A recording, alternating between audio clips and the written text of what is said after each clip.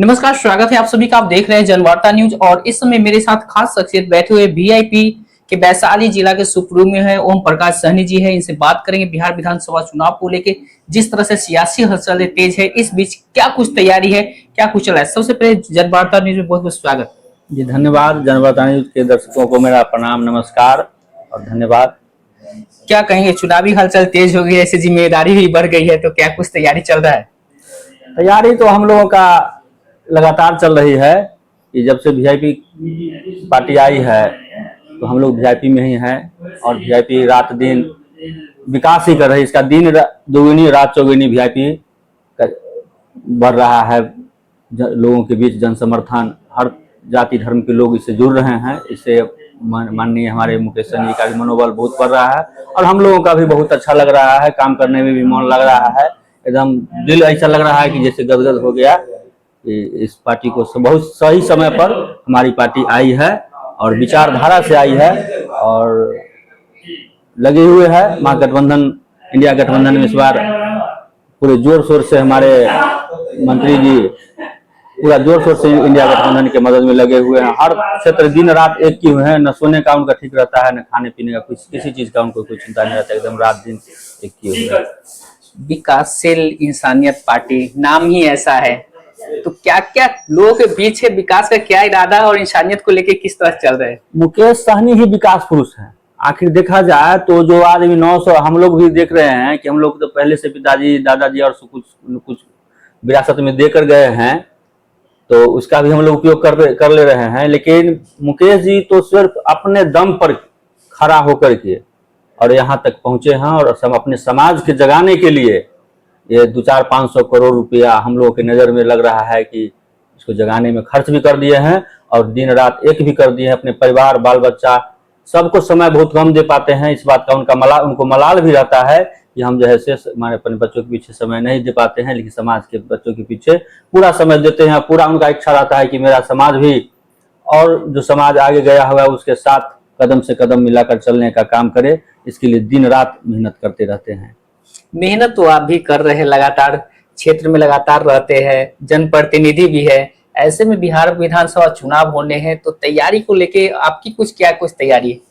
हम लोगों की तैयारी तो हम लोग तो बहुत पहले से राजनीति में है। लोकल राजनीति में थे, पहले पंचायत की राजनीति में थे, उसके बाद प्रखंड की राजनीति में आ ही गए हैं। उसके बाद मंत्री जी इच्छा हुआ तो हमको जिला का भी भार सौंप दिए, जिला अध्यक्ष बना दिए। तो पूरा जिला ही देख रहे हैं। जिला क्या देख रहे हैं, अगल बगल के जिला में भी हम लोग चले जाते हैं, जरूरत पड़ता है तो वहाँ भी जाकर देखने का काम करते हैं और लोगों को जोड़ने का काम करते हैं।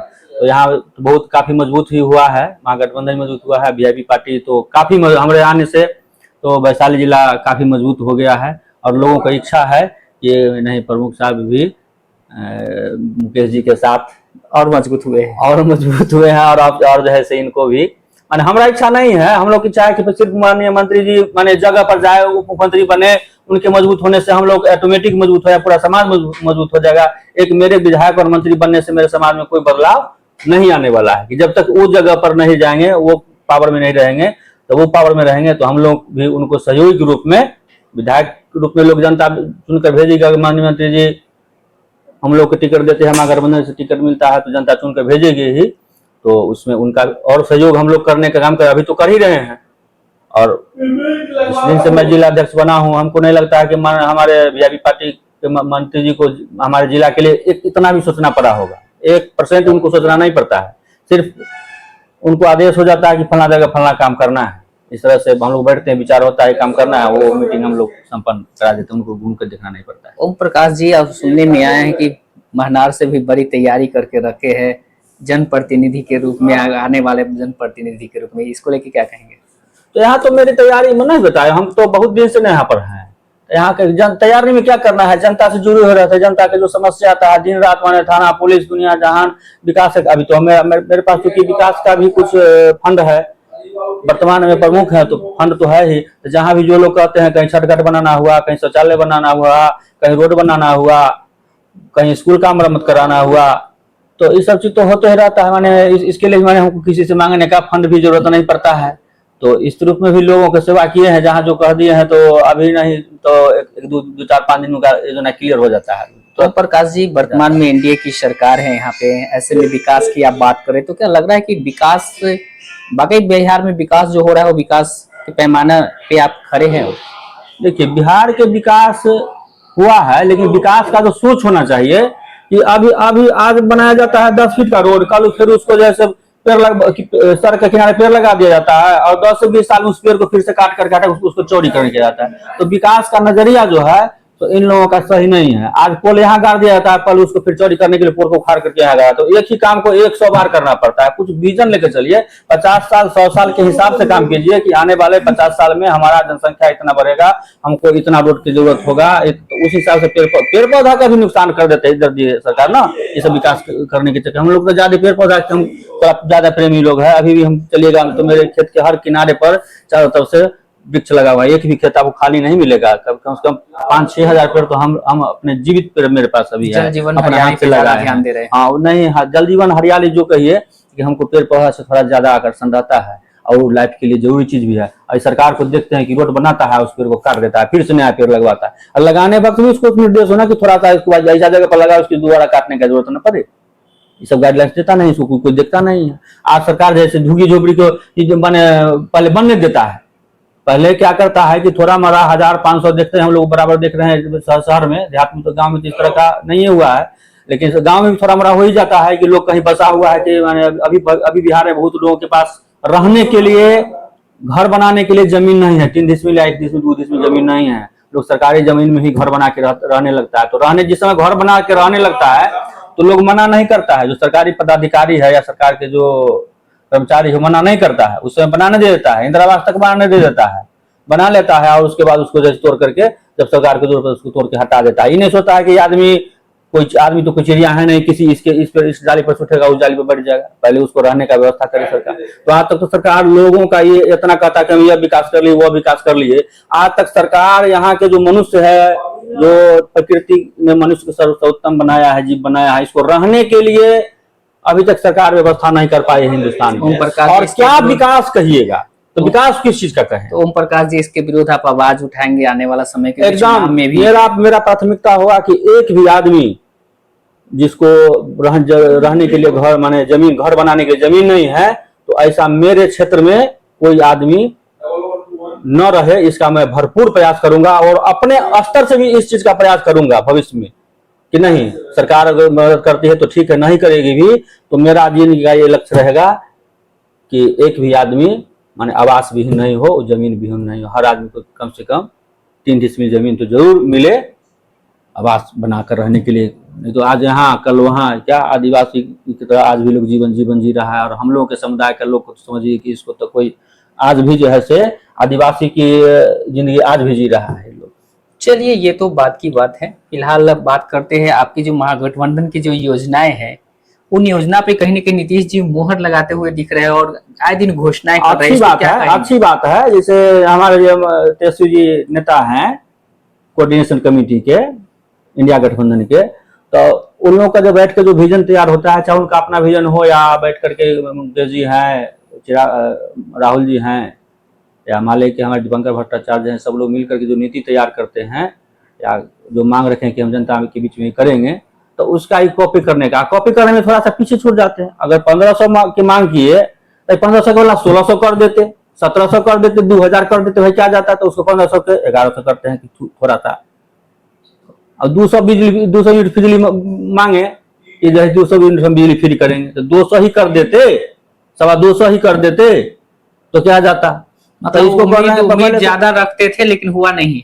अब क्या हुआ तो सुने दिख रहे हैं कि माने एक तरह से मोदी जी जिस तरह से माने कह रहे हैं कि माने 5 किलो राशन फ्री दे रहे हैं, सब जो है थैला पर छपा करके दे दिए कि नहीं हम जैसे सबको जैसे गेहूं और चावल 2 रुपया 3 किलो जो मिल रहा था वो उसको हम फ्री कर दिए, अपना फोटो छपा लिए सब चीज। अरे भाई 2 रुपया 3 रुपये किलो ही तो मिल रहा था, तो उसमें कोई बहुत बड़ी बात नहीं। तो आप इतना भी सक्षम लोगों को नहीं कर पाए कि 2 रुपया 3 रुपया किलो भी खरीद सके, आप इतना गरीब लोग को कर दिए कि 2 रुपया 3 रुपया भी खरीदने लायक भी आदमी को नहीं छोड़े कि एकदम फ्री एकदम खाओ। उतना आप उसको रोजगार देते, उस तरह का विधि व्यवस्था करते कि लोग 2 रुपये 3 रुपये क्या 50 रुपये 100 रुपये पेट्रोल जब लोग खरीद सकता है, आप 100 रुपये पेट्रोल कर दिए, 60 रुपये पेट्रोल था तो उसको 100 रुपये कर दिए। हर चीज पर आप जीएसटी लगा कर रखे, उसके सिर्फ 2 किलो 3 किलो गेहूं और चावल खाकर ही आदमी का जीवन यापन होता है? नहीं, आदमी की आवश्यकता बहुत जीवन में बहुत चीज को पड़ता है, दवा का पड़ता है, शिक्षा का पड़ता है। तो आप कॉपी कलम किताब पर भी जीएसटी लगा कर रखे हैं, आप दवाई पर भी जीएसटी लगा कर रखे हैं, आप खाद्य सामग्री जितना भी बाजार से लोग खरीद रहता है उस पर भी जीएसटी लगा कर रखे हैं। तो ये आप कौन चीज का फ्री दे रहे हैं? उसी का फिर ले लिए, जीएसटी बढ़ाकर कर दिए 2 रुपया 3 रुपया एक आदमी पर, जैसे कितना 5 या 15 रुपया, एक आदमी पर 15 रुपया का फ्री माने माफ किए आप। एक आदमी का प्रत्येक महीना 5 किलो राशन का 15 रुपया लगता था एक यूनिट का, तो 15 रुपया उसका ठीक कर दिए, 100 रुपये पेट्रोल कर दिए, 28% जीएसटी कर दिया, 18% जीएसटी कर दिए, 12% जीएसटी कर दिए। अरे भाई, विद्यार्थी को जो पढ़ाई करने के लिए जा रहा है उसके ऊपर कॉपी कलम किताब पर जीएसटी ला कर रखते हैं। गरीब आदमी को जुड़ता नहीं है, कैसे कैसे रिक्शा ठेला टेम्पो चलाकर अपने बाल बच्चों का पढ़ाने का काम। जब हमारा देश जब शिक्षा की ओर चला तो मोदी जी ने उसका कमर तोड़ने का काम किया है कि हमारा देश के लोग शिक्षा के प्रति जागरूक हुए कि हम अपने बाल बच्चों को पढ़ाने का काम करेंगे। पहले तो यहाँ पर पढ़ाई लिखाई हमारे देश में बिल्कुल ही नहीं था। आजादी के बाद जब बाबा साहब भीमराव अम्बेडकर ने शिक्षा का अधिकार दिए पढ़ने के लिए, और सभी को शिक्षा का अधिकार सरकार की तरफ से मैंने व्यवस्था किया गया, सभी जगह स्कूल कॉलेज खोला गया कि सरकार फ्री शिक्षा देगी। तो फ्री शिक्षा क्या कौन चीज के हो गया? स्कूल में कई साल तक तो हम लोग देखे कि 3-3 4 साल सरकार टेक्स्ट बुक छपाया ही नहीं। बिना किताब का बच्चा स्कूल गया, बिना किताब के बच्चा घर आया, और जैसे तैसे पुराना किताब जाके कोई किताब लेकर पढ़ा, चाहे ऐसे ही आया गया। और दूसरा तरफ जब शुरू किए तो मैंने जीएसटी ही लगा दी। तो ये कौन सी का अधिकार हुआ शिक्षा का अधिकार? आप बताइए। जब सोचने का विचार है, हम ये कहिएगा राजनीतिक तो नहीं कर। चलिए, अधिकार है, अधिकार के तो आपकी पार्टी लड़ाई लड़ेंगे, आप भी लड़ाई लड़ते ही रहते हैं, लेकिन जो 2025 की जो लड़ाई है उसको किस तरह देखते हैं? 2025 में तो नीतीश जी फिनिश है। नीतीश जी को स्वयं भी कुर्सी छोड़ देनी चाहिए। अब बहुत दिन जनता का सेवा की नीतीश जी, अब माफ कर दीजिए, अब जनता को जान छोड़ दीजिए। हम लोग तो यही कहें कि अब जनता को जान छोड़ दीजिए और आप जो है से अपना बाकी समय अपने परिवार बाल बच्चों के साथ बिताइए और बाल बच्चा को भी देखिए। और क्या अब जैसे बिहार को किसी दूसरे आदमी को भी सेवा करने का मौका दीजिए। तो खाली आप जैसे घसीट रहे हैं इसको, जैसे घसीटते घसीटते कहाँ पहुंचा। आप घसीटने की बात करें, एनडीए 2025 फिर से नीतीश, इसकी बात कर रहे हैं। अब एनडीए को तो कोई चेहरा है नहीं एनडीए के पास। उनको तो नीतीश जी के नाम पर जैसे चुनाव लड़ना है, चुनाव कराना है, तो नीतीश जी का नाम ले भी करेंगे। लेकिन नीतीश जी का क्या स्थिति है, वो तो नीतीश जी की तो की उम्र हो गया, हम लोग उनको कुछ कह नहीं सकते हैं कि काफी बिहार को उन लोग सेवा किए हैं, लेकिन अब उनका काफी उम्र हो गया है। फिर भी बीजेपी वाले एनडीए वाले तो देखिए जो क्या कर रहे हैं। आपके गठबंधन के तेजस्वी जी इस नेतृत्व करने के लिए तैयार है? एकदम तेजस्वी जी इस लायक हैं कि बिहार को बहुत आगे ले जाएंगे। और 5 साल मौका देने में क्या लगता है भाई? 5 साल तो यूं गुजर जाता है। इनको नीतीश जी को भी 20 साल हम लोग मौका दे दिए, तो एक बार 5 साल इनको भी देकर देखा जाए। और सरकार बदलने का चीज है, किसी को परमानेंट, एक आदमी को परमानेंट, जैसे जनता को 5 साल में मौका मिलता है तो 5 साल में बदलना भी चाहिए, देखना भी चाहिए, अगले आदमी को मौका भी देना चाहिए। हर आदमी का अलग अलग क्षमता होता है काम करने का, तो जब तक उसके क्षमता को आप देखिएगा नहीं तब तक, जैसे हम लोग पीछे देखे हैं 17 महीना में जो तेजस्वी जी काम किए हैं वो तो दिखाई दे रहा है। इससे भी जनता तो इस पर फिदा है ना। तेजस्वी जी के काम जो 17 महीना में काम किए हैं उस पर जनता फिदा है। इसीलिए एनडीए मोदी जी जो है बिहार में पर एकदम लगे हुए हैं कि कैसे होगा। अब तो जनता इसके ऊपर फिदा हो गया, काम करने का मौका मिल गया। तेजस्वी जी को काम जो उनको मौका मिला वो दिखा दिए जनता को, देखिए मुझको अगर मौका मिलेगा तो हम इस तरह से आपका काम करेंगे। चलिए, मौके की बात कर रहे हैं कि आपको लगातार मौका मिला जनप्रतिनिधि बनने का, इस बार भी शायद मौका मिलेगा विधायक बनने का, तो कहाँ से लड़ाई लड़ेंगे और कहाँ से तैयारी है? देखिए, तैयारी तो मेरा गृह क्षेत्र चूंकि महनार विधानसभा है तो तैयारी तो यहाँ ही है और वैशाली जिला में तैयारी करते हैं। लेकिन बगल के जिला समस्तीपुर है, उससे हम लोगों का जितना भी सर संबंधी आना जाना, पारिवारिक रिलेशन, रिश्तेदारी जितना भी है सब समस्तीपुर जिला में भी है। दोस्ती महिम इतना है कि समस्तीपुर जिला में भी हमको जैसे मोरबा हो गया या वारिसनगर हो गया, वारिसनगर भी दे दिया जाएगा तो उसमें हमको, क्योंकि आरजेडी का वहां से लगातार चुनाव हर रहा है, वहां से लगातार जदयू का वहां पर मुन्ना मंडल चुनाव जीत रहे हैं। लेकिन अगर मुझको वहां से टिकट दे दिया जाए तो फिर मुन्ना मंडल को कुछ नहीं वाला वहां पर नहीं मिलेगा। वो वारिसनगर भी हम सीट आसानी से निकाल लेंगे और किसी का लहर नहीं चलेगा वहां। चलिए, पूरे लहर के साथ मूड में है चुनाव लड़ने के लिए। एकदम एकदम एकदम जनता जैसे हमको चुनाव का आदत पड़ा हुआ है ना, लगातार तो चुनाव माने पंचायत चुनाव कहिए या प्रखंड का चुनाव, लगातार चुनाव हो चुकी है। हम लोग स्वयं भी लड़ रहे हैं और लड़ाने का भी काम किए हैं, तो चुनाव लड़ने में हम लोग को आनंद ही आता है, कोई ऐसा नहीं है। चुनाव नहीं लड़ेंगे तो लोगों को सेवा करने का मौका कैसे मिलेगा। चलिए, महनार विधानसभा की बात करें, वर्तमान में आपके गठबंधन के नेतृत्व कर रहे हैं, तो क्या ये नेतृत्व बरकरार रहेगा? महनार में जो विधायिका हमारी थी, हम ही लोग के विधायिका हैं, तो चूंकि वो अभी महागठबंधन से दूरी बनाए हुए हैं, लोजपा की तरफ उनका रुझान है, तो इधर तो है नहीं, इधर तो एक भी आरजेडी के एक भी कार्यक्रम में शामिल नहीं होती है, और उनका रुझान चिराग जी के तरफ है।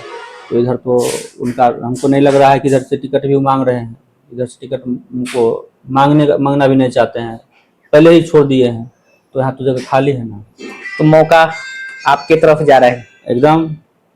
ये सब संजोग का ही है, अगर वो पहले से इसमें होते, यहाँ पर वर्तमान में मतलब पार्टी को नहीं छोड़ते, तो हम ऐसा सोचते भी नहीं। अच्छा, नहीं सोचते, वर्तमान है तो फिर उनको करना है, लेकिन वो तो स्वयं जो है अलग जगह तलाश रहे हैं कि हम पुराने घर में चले गए हैं।